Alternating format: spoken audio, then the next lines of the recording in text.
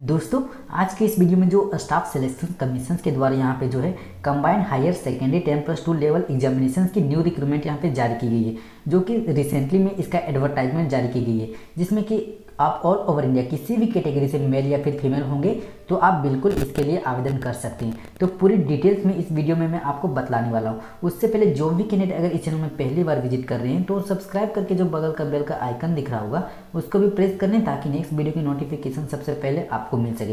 तो चलिए, जो इसका नोटिफिकेशन से जो ऑफिशियल नोटिफिकेशन है उसको डाउनलोड करके पूरी प्रोसेस जो है आगे यहाँ पे देखते हैं। तो जैसे कि आप यहाँ पे देख पा रहे कि जो इसका ऑफिशियल नोटिफिकेशन से यहाँ पे ओपन हो चुका है, जिसमें कि फर्स्ट आप यहाँ पे नोटिस में देख पा रहे कि यहाँ पे जो combined higher secondary 10+2 level examination 2020 की भर्ती यहाँ पे बतलाई गई है। सबसे फर्स्ट इसका जो ऑनलाइन स्टार्टिंग डेट की यहाँ पे बात करें तो ये 6/11/2020 इसका स्टार्टिंग डेट यहाँ पे रखी गई एंड जो लास्ट डेट आपको रखी गई 15/12/2020 इस फॉर्म को भरने की लास्ट डेट रखी गई है। तो जो भी कैंडिडेट अगर आप कंबाइंड हायर सेकेंडरी में अगर आप अप्लाई करना चाहते हैं तो 15/12/2020 से पहले जो इस फॉर्म को आप ऑनलाइन आवेदन कर सकते हैं। एंड जो last date and time for receipt of online application की जो डेट आपको यहाँ पे सेम डेट यहाँ पे दी गई है। Last date and time for making online fee payment, तो अगर आप पेमेंट को ऑनलाइन मोड से करना चाहते हैं तो उसके लिए जो डेट आपको मेंशन की गई 17/12/2020 इसका जो है ऑनलाइन के द्वारा पेमेंट करने की डेट आपको मेंशन की गई। अगर आप जो है किसी ऑफलाइन चालान के थ्रू अगर आप करना चाहते हैं तो उसकी जो आपको लास्ट डेट दी गई है आपका 19/12/2020 इसका जो है पेमेंट करने की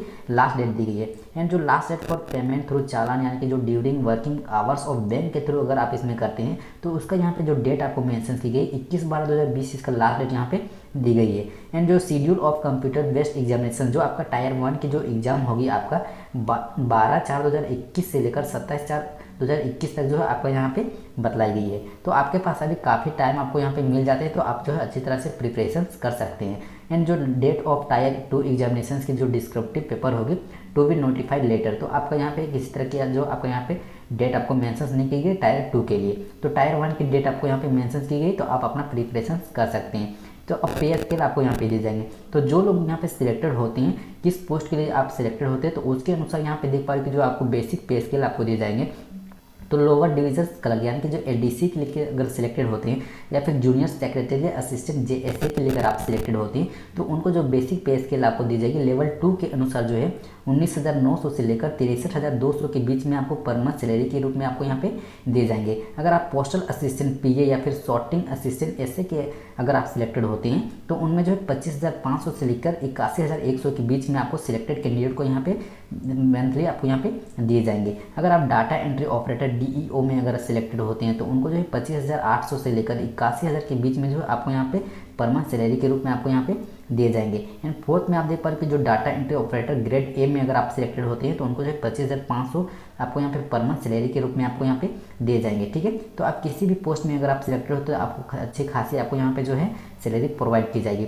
नीचे में आप देख पा रहे कि जो परमिसिबल जो डिसेबिलिटी फॉर पीडब्ल्यूडी कैंडिडेट के लिए आपको यहाँ पे दिए गए हैं। तो जो भी कैंडिडेट अगर आप पीडब्ल्यूडी होंगे तो आप जो है यहाँ से अच्छी तरह से इसको रीड कर लीजिएगा। किसी भी पोस्ट में अगर आप अप्लाई करते हैं तो आपके बारे में आपको यहाँ पे जो है जनरल इंस्ट्रक्शंस आपको यहाँ पे दिए गए हैं। नीचे में आपका नेशनलिटी सिटीजन जो आपको यहाँ पे बताएगी, जो कि आपका इंडियन सिटीजन होना चाहिए, नेपाल भूटान ये सबसे अगर आप बिलोंग्स करते होंगे तो आप बिल्कुल इसके लिए आवेदन कर सकते हैं। एज क्राइटेरिया की बात करें तो जो एज क्राइटेरिया आपको रखी गई न्यूनतम आपको 18 ईयर्स रखी गई एंड मैक्सिमम जो है 27 ईयर्स आपको मैक्सिमम एज यहाँ पे रखी गई है।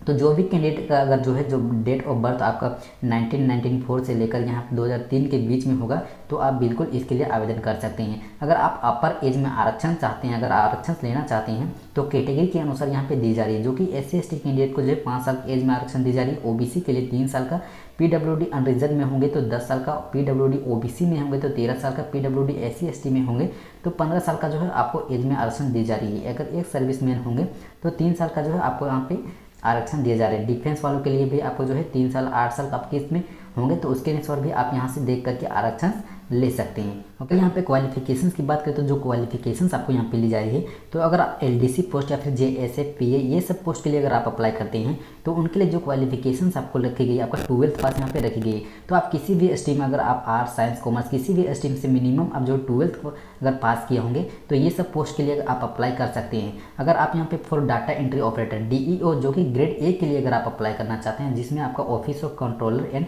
ऑडिटर जनरल ऑफ इंडिया के लिए अगर आप अप्लाई करते हैं, तो इसके लिए जो आपका क्वालिफिकेशन आपको रखिए 12th पास यहाँ पे रखिएगी, जो कि आपका स्ट्रीम ओनली फॉर साइंस होना चाहिए।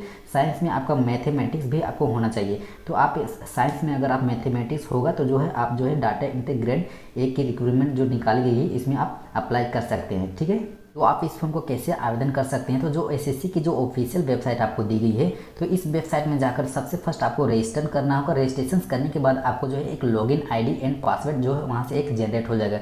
उसके बाद जो है आप लॉगिन करके जो है आप ऑनलाइन आवेदन कर सकते हैं। तो इसका लिंक जो है आपको वीडियो के डिस्क्रिप्शन में आपको मैं प्रोवाइड कर दूंगा, तो आप चाहें तो वहाँ से डायरेक्ट जाकर जो है आप इसमें रजिस्ट्रेशन या फिर जो है लॉगिन करके जो है अप्लाई कर सकते हैं। नीचे में आपका जो है फोटो कितने KB का होना चाहिए इसके बारे में आपको यहाँ पे बतलाई गई, जिसमें आपका 20 KB से लेकर 50 KB के बीच में जो है आपको यहाँ पे बतलाई गई है। ठीक है, अब यहाँ पे देख पा कि जो हाईलाइट यहाँ पे की गई है, applications without such date printed on the photograph will be rejected. तो जो भी कैंडिडेट अगर जो है अपना फोटो में डेट अगर नहीं डालते हैं तो उनका जो एप्लीकेशन का फॉर्म है उसको रिजेक्ट कर दी जाएगी। तो आप अपना जो फोटो होगा उसमें आप जो डेट आप डाल के ही इसको अप्लाई कीजिएगा। लास्ट डेट आप देख पा रहे कि 15/12/2020 इसका भी आपका डेट यहाँ पे बतलाई गई है। ओके, अगर यहाँ पे एप्लीकेशन फ़ी की बात करें तो जो एप्लीकेशन फ़ी आपको यहाँ पे ली जा रही है 100 रुपीज़ आपको एप्लीकेशन फ़ी आपको ली जा रही है।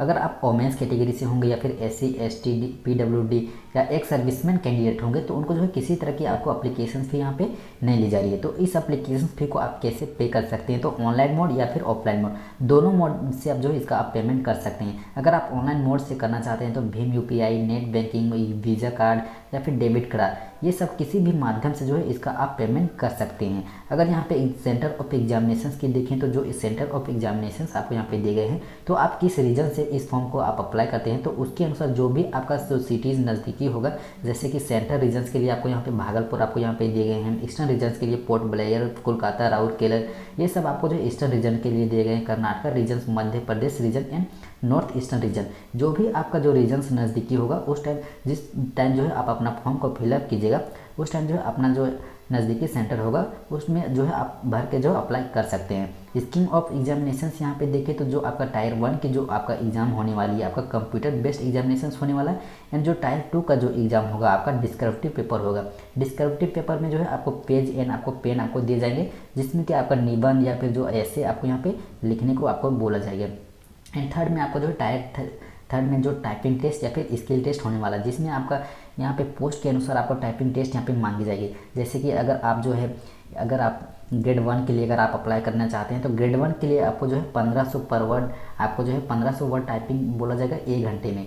उसके बाद जो भी आपको पोस्ट आपको बच जाते हैं LDC में, उसके अनुसार जो है आपको यहाँ पे आपको वर्ड आपको टाइपिंग करने को दिए जाएंगे। जैसे कि आप देख पा रहे कि जो टायर 1 में आपको यहाँ पे जो क्वेश्चंस पूछे जाएंगे इंग्लिश लैंग्वेज में, आपको जो है general intelligence, quantitative aptitude, general awareness, ये सब आपको यहाँ पे 25 से लेकर यहाँ पे क्वेश्चन पूछे जाएंगे। टोटली आपको जो है 100 क्वेश्चन आपको यहाँ पे पूछे जा रहे हैं, जिसमें कि आपको 50-50 मार्क्स के आपको यहाँ पे बतलाए गए हैं। टाइम ड्यूरेशन भी आप देख पा रहे हो कि जो यहाँ पे 60 मिनट्स आपको यहाँ पे दिए जाएंगे। अगर आप PWD कैंडिडेट होंगे तो उनको जो है 80 मिनट्स आपको यहाँ पे दिए जाएंगे एग्जामिनेशन के लिए आपको टायर 1 में। ओके, जो आपका यहाँ पे टायर 1 के जो एग्जामिनेशंस होने वाली है तो उसके यहाँ पे जो सिलेबस आपको यहाँ पे मेंशन की गई है। तो इंग्लिश लैंग्वेज के लिए कौन से चैप्टर से आपको यहाँ पे पूछे जाएंगे क्वेश्चन, यहाँ से अब अगर इसमें प्रिपरेशंस करना चाहते हैं तो यहाँ से आप सिलेबस को डाउनलोड करके देख करके भी जो है इसका प्रिपरेशंस कर सकते हैं। टायर 2 के लिए डिस्क्रिप्टिव पेपर आपको यहाँ पे दिए गए हैं, तो अगर आप इसमें क्वालिफाई कर जाते हैं टायर 1 में तो डिस्क्रिप्टिव पेपर जो आपका यहाँ पे किस तरह की क्वेश्चंस पूछे जाएंगे यहाँ से आप जो है